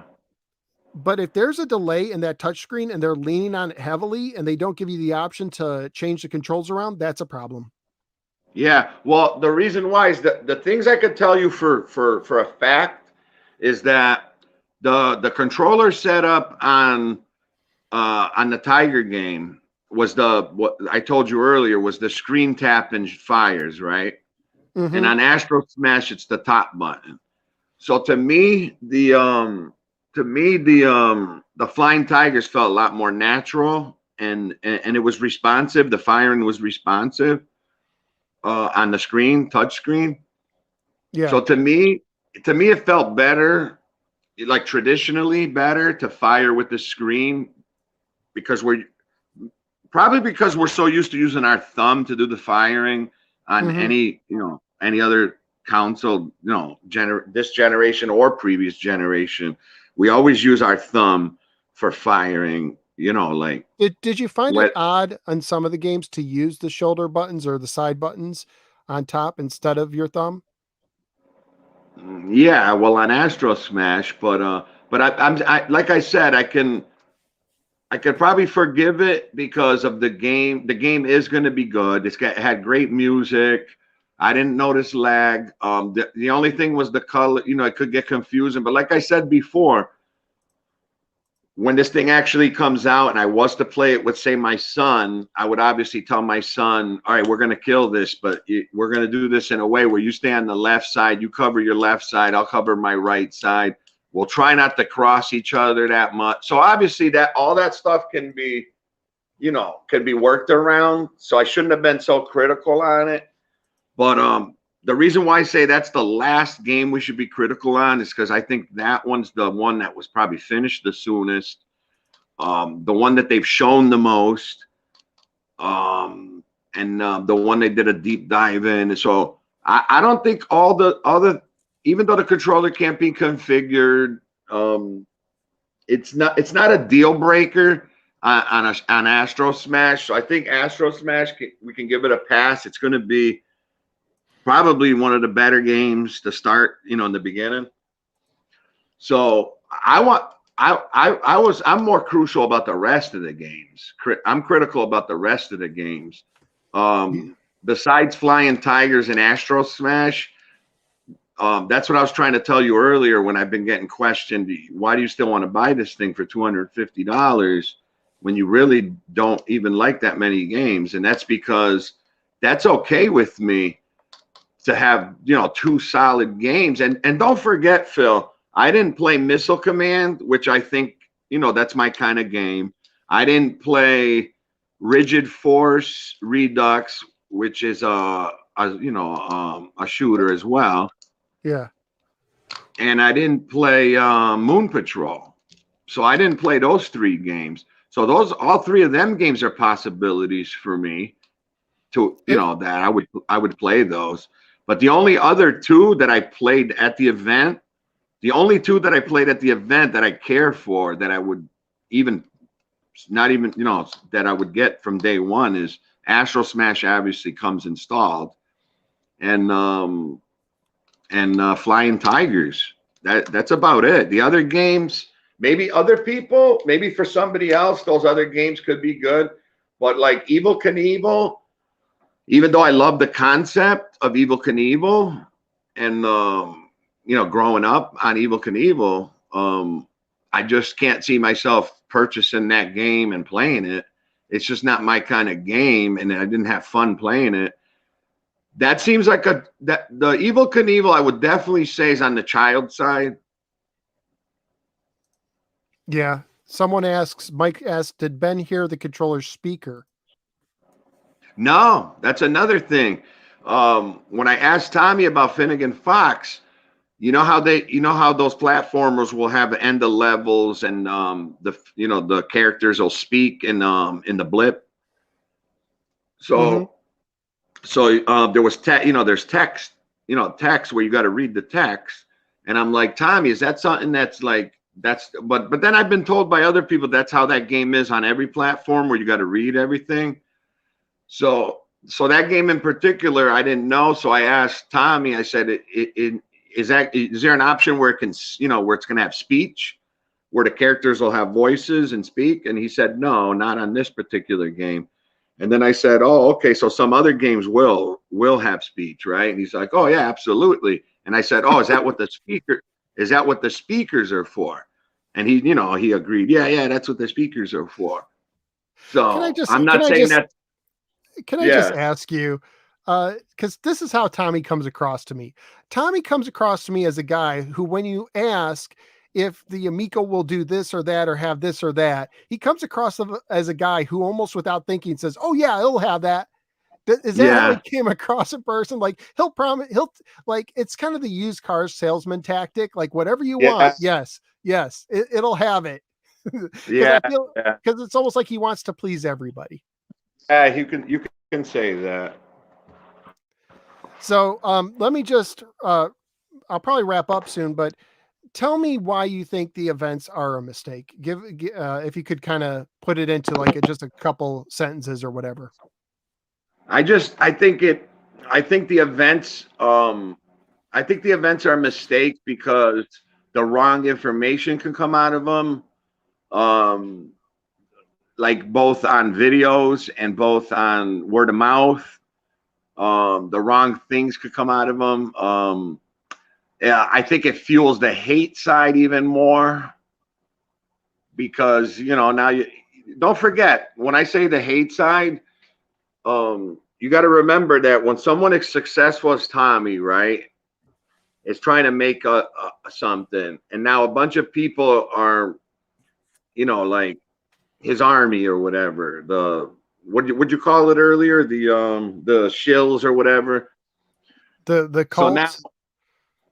So now that's what's gonna snowball a hate side is when they see one side being over the top about things and not being honest and not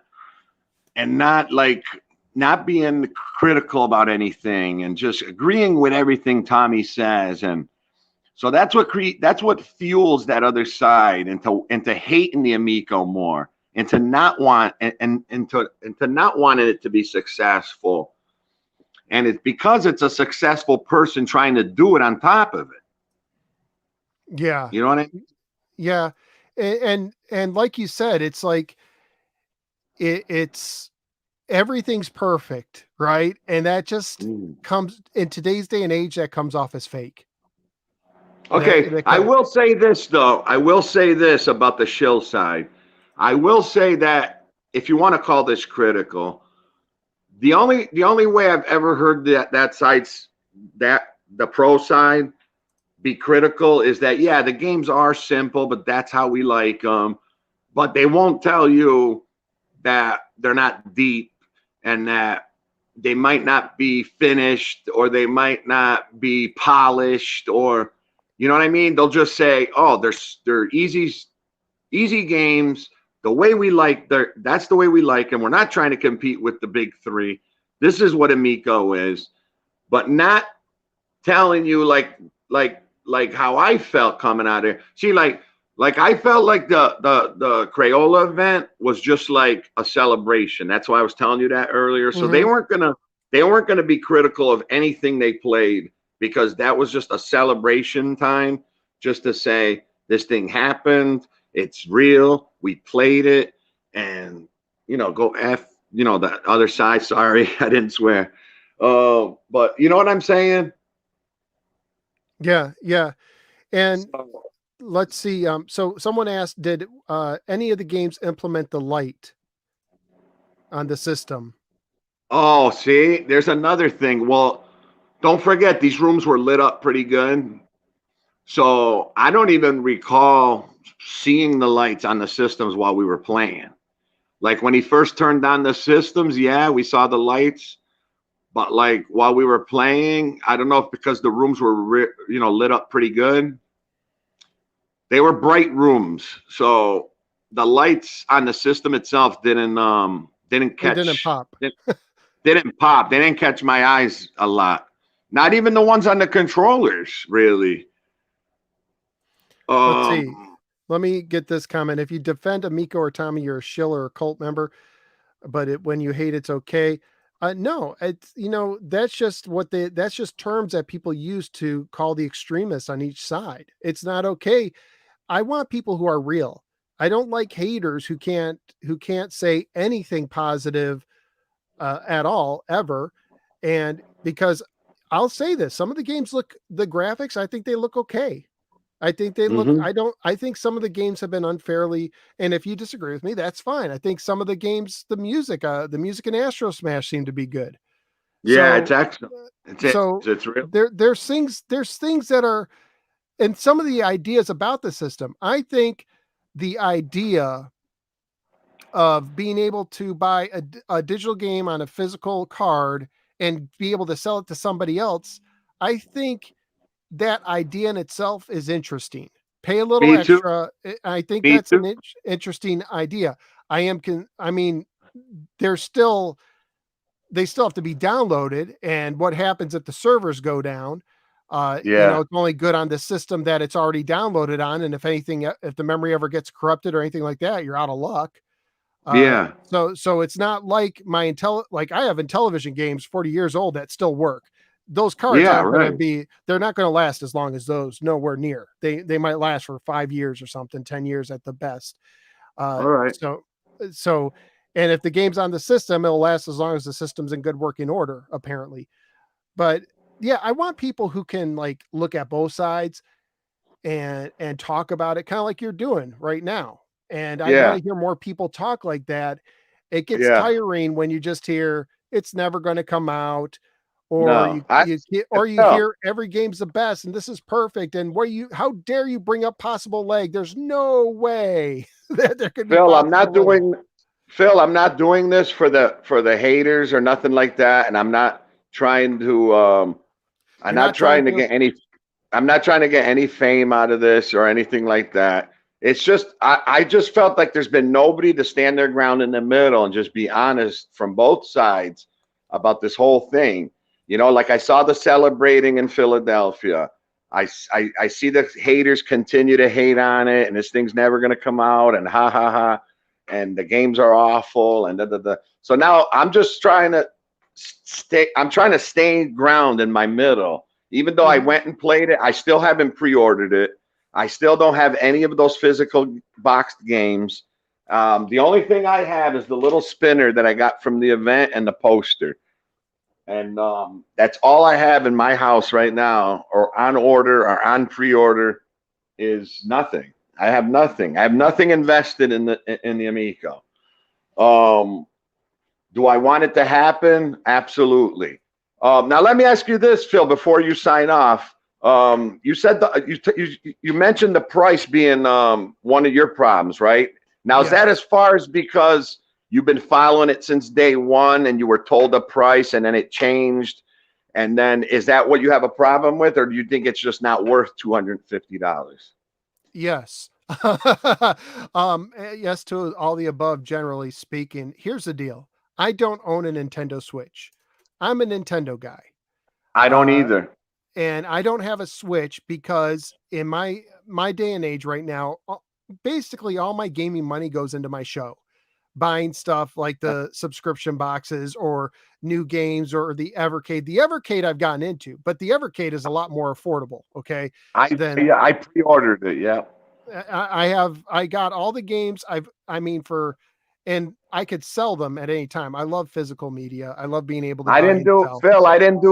I didn't do the portable Evercade because I'm not a portable gamer. I don't play portable games, not Mhm. anymore. Not since the PSP. But I have the Versus one on pre-order. Yep, my Founders Edition should be here any day now. And I will say this, and television could learn a lot from Blaze. Blaze is the Mm, company that does the Evercade. Blaze, they put out some products, like they did a portable Atari that looked really cool, and they're based in England, I believe. But they put out an Atari, and some of the emulation wasn't right, and it okay. didn't look good. But they put their time and skills, and they created the Evercade. And they've Hmm. had some delays, they've had some hiccups, but they didn't over communicate. I honestly think that could be a problem for Intellivision. They didn't over communicate. They announce things when they're done. Like they showed a Yeah. picture on Twitter. Hey, look, all our consoles, the Evercade Versus, they're shipped, they're shrink wrapped on a pallet. They're ready to go, but Yeah. shipping's a problem as it is with everyone. We're going to try and do it. And when they've had delays, it's been like minor delays compared to what we've seen with the Intellivision. So Okay. And with yeah. so I think Intellivision could learn something about how to handle themselves, because now Blaze went from a company that I didn't care for to a company I'm like, wow, they're really getting their stuff together. And now Yeah. Right. Intellivision, when Keith Robinson was running Intellivision, I was really happy with them. They didn't do anything major, but they came out with the Intellivision flashback and they did little things here and there. And when Tommy took over and says, I'm bringing this system that's going to play all these retro games and stuff, I was excited about it. But it's like it flip flopped. I went from being a person who didn't care much about Blaze, who now respects him, to a person who used to like Intellivision and is now losing respect for the way the company's being run. But to get Okay. to I your can understand that. I can but to get to your understand that. question, the 250 price point, if I had the extra 250, I'm getting a Switch. There is so Oh, much stuff on the Switch I would like. I'm a Zelda fan. And I like games like that that I can dig into. And I that's enjoyed my understandable. 3DS. I am the gamer in my family. And my Yeah. kids Yeah. play games. My kids play games a little bit, but what I don't do is I don't force them to play games. But I you're more of a classic console gamer, right? Yeah, I mean, I'm more classic. I have Me too. I I have a Wii that's hooked up to the TV. I did have a Wii when it was somewhat modern, and I did have a 3DS when it was modern. So, Yeah. but like, Yeah. so for me, I was going to buy the Intellivision Amico for me, and maybe my kids and family would play along with it too, once in a while. At Yeah. first, That's me when they, too. Yeah. That's the position I'm in. I just don't see a lot of games that's going to give me my $250 worth. When I sometimes I look at Nintendo Switch, and I'm like, they have the Zelda games, they have these classic packs like the Castlevania packs and other stuff that are on sale all the time. They have Yeah. stuff that interests me, and Yes. I'm com- Now I'm the other way. Just so I can be honest with you, just so I don't forget. absolutely. Now I can understand everything you're saying, and I agree with it, right? But now the reason why the 250 price point is not a problem for me as far as the Amico goes is because I'm thinking reverse of what you're thinking. I'm thinking I'm going to spend 250 on the Amico, but I'm not going to invest too much more after that because I'm not a what do you call it? Not a purist, but I'm not a where I got to have everything. You know, like I'm not going to download every single game that Amico puts out just because they're available. You know what I mean? Yeah. So if I was to get a Switch, I think that would be my problem. That I would want to, I would have to invest way more Oh, after the purchase. because there's too many games that cost too much that you'd want to get. Yes, exactly. So that's why my thought process is different, is because the Amico to me, I've been telling everybody the 250 to me, and that's to me personally, because everyone has a different, as you just explained, everyone has a different perspective on why 250 might be too much or why it might be okay. And in my eyes, it's okay because I'm not going to download every single game they put out and like spend hundreds of dollars, right away on top of the 250. for me, it's going to be like I told you. I'll put out the 250 for, and I'll have Astro Smash to play at first, and then if Flying Tigers is available on launch, I'll purchase that. But I'm not going to purchase Evil Knievel just because I grew up on Evil Knievel and I respect Evil Knievel and I like the, you know what I mean? I'm not going to buy it if I'm not going to play it. You know what I'm saying? Right. Right. Yeah, I get that. It almost helps you stay on a budget. Yeah, in a that sense, yeah. that's an interesting way to look at that. That is really that's cool. I like that. That's very Yes, I unique. hear, I hear your side of it. You're saying if it's going to be 250 and it's not going to be really worth it because there's not that many good games, and because of everything else, and now I could put another $50 and buy a Switch, and like you said, you just named off. You were starting to name off a bunch of games that you'd buy on Switch, right? Zelda, Metro. So Yeah, now, Metroid. Yep.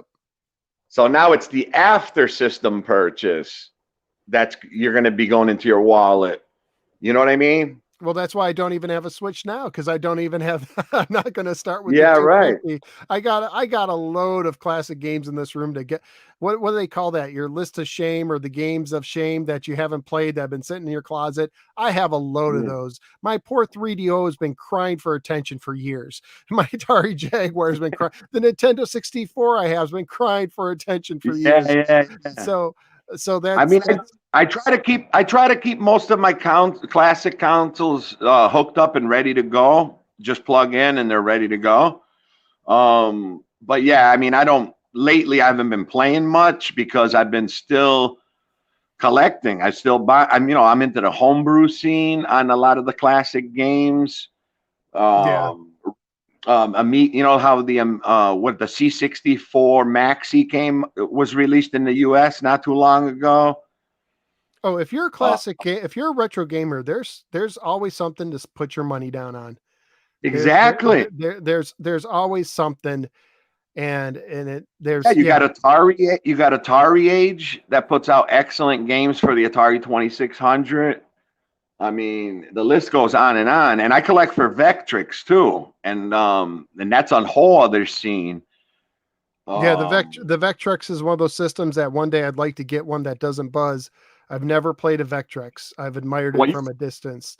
There's groups on it now where you can get the kit and it won't buzz. You can install a kit where it doesn't do the buzz, and then some people will say the buzz is it's part of the nostalgia. Nah, give me the buzz, but my technical skills stop at replacing batteries and using cotton swabs and alcohol to clean cartridges. Same with me. That's Same my with me. Skills. Me too. Well, I don't know what time zone you're in. It's getting late here. It's almost 1:00 on the East Coast. Oh yeah, then we're in the same zone. So why don't you tell people how they can find you? Go ahead and plug your show, your YouTube show, and anything else you do. Oh yeah, I mean, a lot of my comments say that I should stop talking about the Amico, and I should just show off some of my stuff from my collection, which I started doing when I first started. I don't plan on being a YouTuber. I just doing it for like a little fun and just to show off some of my stuff from my collection. But I should probably get on that and concentrate on something else. Once this Amico fad goes away, I think I'll start doing something else. Right now, I'm just kind of joining the fun, and if you want to call it fun, the drama or I'm not a drama type person, but I don't know, this whole craziness. We'll call it that. I like the way you called it. This whole Amico craziness. Yeah, it's sometimes, honestly, it's like a car crash. I'll just be honest. Sometimes the things that happen, it's like you can't help but look. You're like, what's going on over there?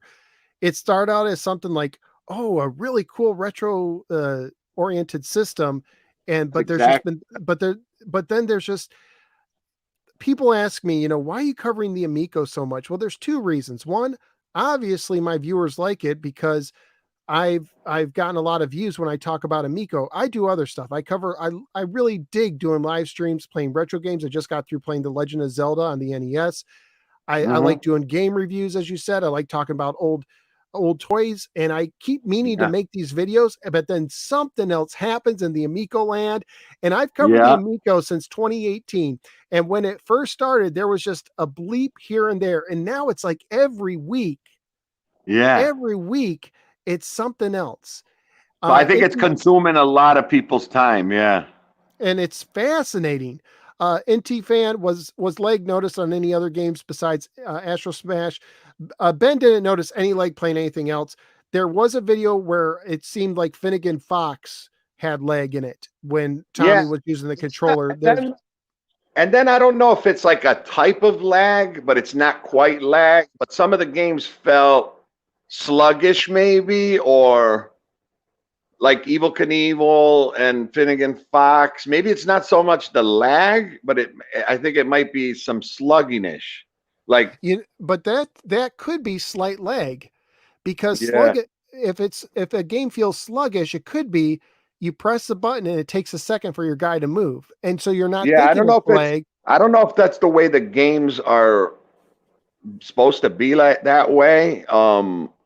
Because of the Amico controller, the way it rotates and stuff. Like Evil Knievel, have you seen the one with not the rockets, but the other one with the bike? Yeah. How it seems like, I don't know, it just seems like kind of like slow motion in a way. Yeah, I don't well, know. you know what the thing is with this video, like I said when I made my previous video today, I didn't notice the lag until someone pointed out to me, and now I can't not see it. But between me and you, Phil, and anyone else on the live chat, don't worry about Astro Smash. That's the last thing you have to worry about, because Astro Smash is definitely one of the positives, even though I was critical about it in a way where you can't control, you can't change the settings and the ship colors. But overall, I would not worry about Astro Smash, because that will be one of the better games you'll play on the Amico. All right. Well, you know what? If I get a chance to play it without having to plop down 250 first, I'll give it a Yeah, go. I'll see what but happens, but only time will tell. I'm not saying there should be concerns for the rest of the games. Absolutely, I feel like the rest of the games you could be critical about. But Astro Smash, I wouldn't worry about. Flying Tigers, I wouldn't worry about. And the only other thing I can say is cornhole and pool are not going to be the bowling on Wii. Don't think that you're going to get grandma and everyone to play it. They're not quite the games that the bowling was on Wii. It's not Well, going to be that. don't tell Tommy that, because I think he wants to get he Well, talks about his grandma playing bowling all the time, and he's referred more than once to Wii Sports as a tech demo, and I thought that was one of the most short-sighted things you could say. so that's just being honest, and I could tell you that. Don't worry about Astro Smash. The shooters seem like they're going to be okay. The platformers, if I want to compare, the only game there is Finnegan Fox, and I mean, I'd rather play Aladdin on the Genesis than. That's a good one. I'll take that one. So, I mean, with that said, it just just to give you an idea. I don't know. So that's pretty much the overall. Like I said, if you can handle the 250, not just you, but anyone, if you could put up the 250, and then Phil, don't forget, there's going to be so many curious people, like even the hater side, or even people in the middle that haven't purchased it yet or pre-ordered it yet. When this thing eventually does launch publicly, and you can go to your local Walmart and buy it off the shelf, there's no risk at buying it, taking it home, setting it up, and trying it for yourself. And if it's absolute trash and you don't like it, you can return it, right? It depends on the store, because there's a lot of stores they won't take systems back once you open them. Oh, really? Yep, Oh, I don't see. I haven't bought a system in a while. My son does the current systems. So my son's got a Switch. He's got a PS5. He's got an Xbox One. He had the PS4 and the Xbox One. I stopped at PS3 Wii and Xbox 360. Um, I don't know. I'm more on the classic gaming side. I started playing games in 1980. Um, you know, Hey, tabletop games. Electronics were first. They were just coming out back when I was growing up. So, yep, my first uh, system too. My first system was the Odyssey 2. yeah, that was my first system, and I still love Yep. the thing to this day. I mean, and I still Pickaxe support it beat. in the homebrew scene. Everything I still support it to this day. Let's Um, see. Has anything else been shown on Earthworm Gym 4? I haven't been in the know lately. Nope. They showed a little clip of it, and then basically what Tommy Tallarico has said is all the men who would be working on Earthworm Jim 4 are working on getting the Intellivision Amico done and out the door. So they were taken off the project. They also said that that was never going to be a launch title. It's basically a year one title, something after a year, basically. yeah, Reading that's in what I between the heard. lines, it's a system seller after the fact, after the initial excitement is there. Then Yeah, they're going to try and use Earthworm Jim 4. I'm very concerned about Earthworm Jim 4 because they said it's not going to. Previously, Tommy said it's not going to be a platformer like the other ones, and I think that's a mistake. I think it should be. It should go back to the original style. It should make up for Earthworm Jim 3D.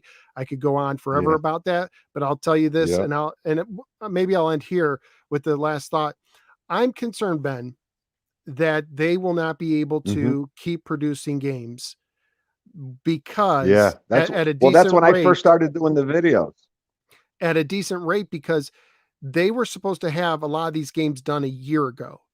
And I know the pandemic, I understand the pandemic, but there was still work that could be done at home. The fact that it's taken an extra year when they were shut down for like 3-4 months, uh, Hmm. and all and I can't tell you how many times I've heard them say not just the release dates, but also stuff like Tommy saying we're going to start doing deep dives in a couple weeks, and then Hmm. then a couple weeks turns into months. It's the little Yeah. things. They constantly say they're going to do something, and it's constantly late. And I'm So Phil, concerned. Phil, can you still hear me? I can hear you. Oh, okay. I didn't know if I got cut off. No, Um, no, I'm no, just no, no. I rambling. hear. No, I hear everything you're saying. But I know you want to get off soon, and if we don't cover this real quickly, then I'm gonna go to sleep saying, "Oh my God, we didn't talk about this." Okay, So do. it's kind of related to what you're saying right now. As far as that, you're worried about it, this even, becoming successful. And that's when I started making the videos and being critical about it, is because you even said it earlier that the target crowd to begin with was the classic gamers like me and you, right? That's what it appeared. I don't believe that anymore. Okay, but this whole thing is supposed to be couch coach co-op, Yes, family, bringing families together. yes. Now, how is Tommy going to reach that crowd? Because this thing is not going to, because the approach that he's taken, coming this far with it, it's not going to be for just us classic gamers, or it's not going to happen. It's not like the EverDrive that you just were speaking of. The That's the been put Evercade, out you mean? for us. The Evercade, yeah, the Evercade. That has been our crowd all along. But Tommy's trying to reach a different crowd. See, I Hmm. always thought that he should have released it at that level, like at the Evercade level, like making this thing just for classic gamers, collectors, because now they have to worry about making these 4-player games, multiplayer games, and reaching that crowd, Yeah. reaching that audience, soccer moms, and and that, a whole different aspect. You know what I'm saying? And honestly, I don't think that they're going to be as interested as he hopes they will be. That That's the problem. I mean, because the kids already have tablets, they already have mobile phones.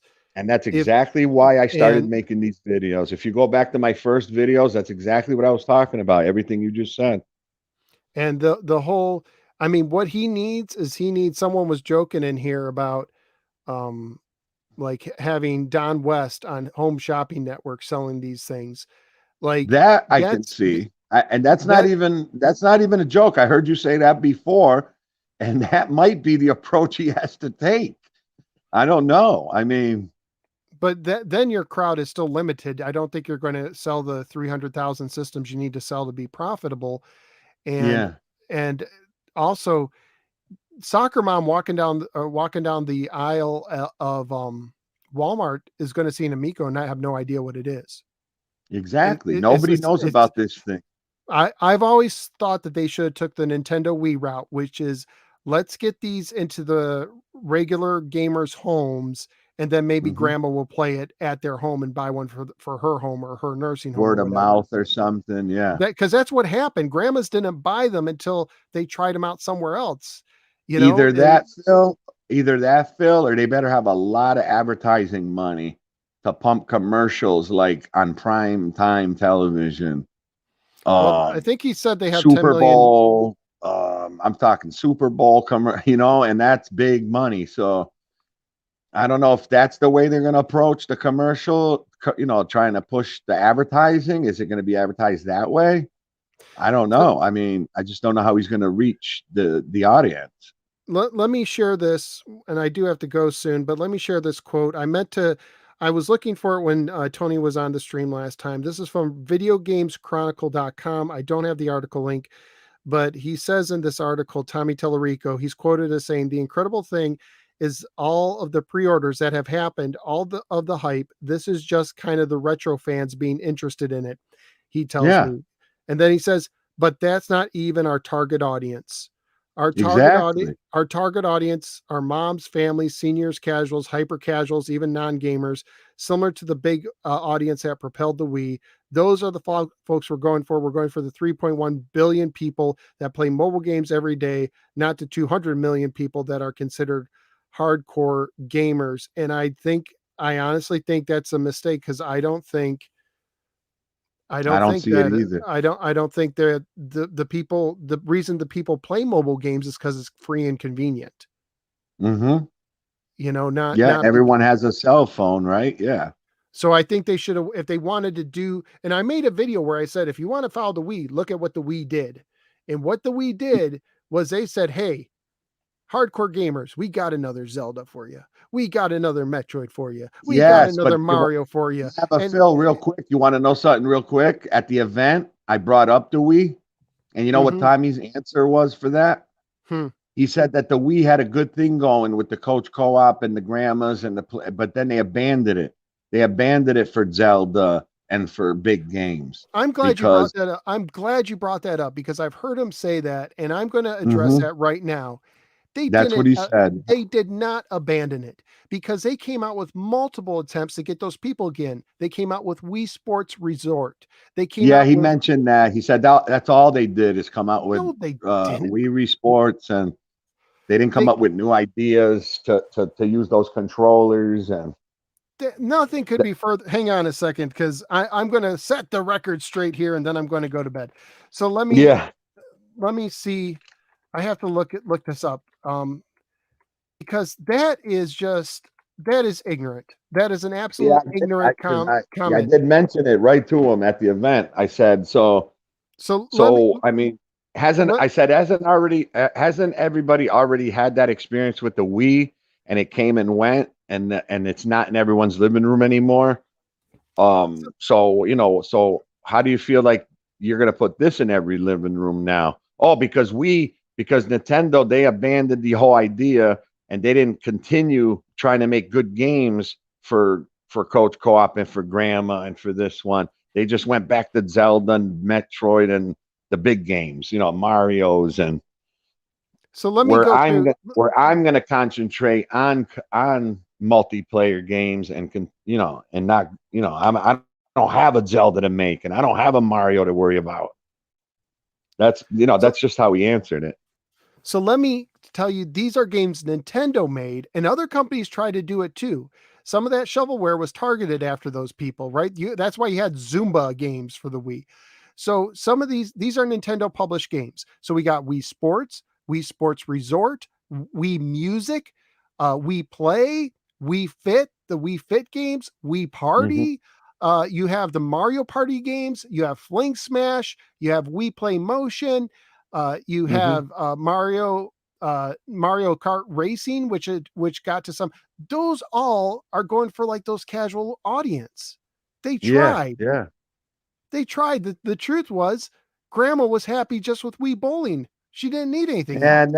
And then the fad goes away, right? It was like in everyone's living room. It was people were bringing it for Thanksgiving to, to whoever was having the Thanksgiving party. We were because I remember my brother-in-law, because we have Thanksgiving at my mother's house every year, and when the Wii was at its peak, he was bringing that like the Thanksgiving dinner. So after we play, we're gonna play Wii.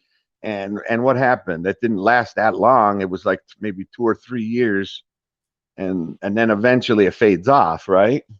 Yeah, it was, there was a fad to it, but Grandma was happy with Wii Bowling and nothing else.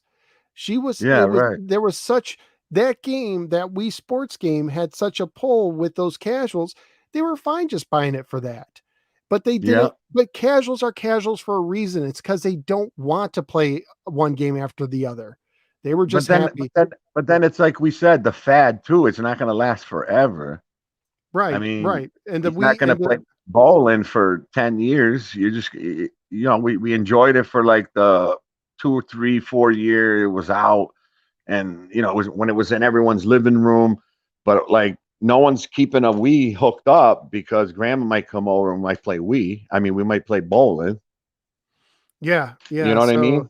So I'm sorry. Those are some of the things that Tommy says that as a someone who's followed games, and he should know better because he's been more involved in games than I have. He's made his living Yeah, off and I'll of it. be honest with you, Phil. We can all attest to this. When we say grandma, it's not just a funny thing we're saying. Because, like, say my parents, right? That's the Mhm. only video game my parents have ever played is the Wii Bowling. Yeah, it wasn't just Wii Sports; it was the Wii Bowling, right? Yeah, it was the Wii Bowling. That's the only game that my parents are in their 70s. That's the only video game I've ever witnessed them play is the Wii Bowling. And did you So ever once get the idea that they cared about even looking at another game? no, they didn't. They just, yeah, they played. My mom, she played the Wii Bowling. My father, because how you created the avatar for them Oh and put yeah, their name on there, and they made my father look, with white hair, and it was funny, right? So that's the only game though. That's the only game in ever that I've gotten my parents to play. That I've seen them witness them play, yeah, and they're yeah, old school, sir. They're not into absolutely. video gaming. So I'm just saying. So even if he gets this thing to be that, right? How Hmm. long can you keep the audience, into it and happy? You know what I'm saying? Like Yeah, the yeah, longevity. yeah. If you get them So into that's my, cornhole, yeah. yeah. See, that's not going to be that Wii bowling. I'm telling you, I played it. It's not going to Let be that Wii bowling. Let me address this question, and then maybe finally I will go to bed. NT fan has some good questions. Sorry to beat a dead horse. Nay, could there be lag from a cell phone as a controller? Has anyone seen it in action? Here's the thing: they need to show the cell phone being used as a controller more, and they're not. Oh yeah. There's an app that goes with it, and they We and didn't it. use cell phones to play it at all. I know in the The only past they did. the only thing he showed at the event for cell phone is the buttons that you can add on to it.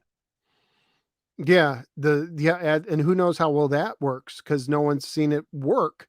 That's been one of my criticisms is they haven't.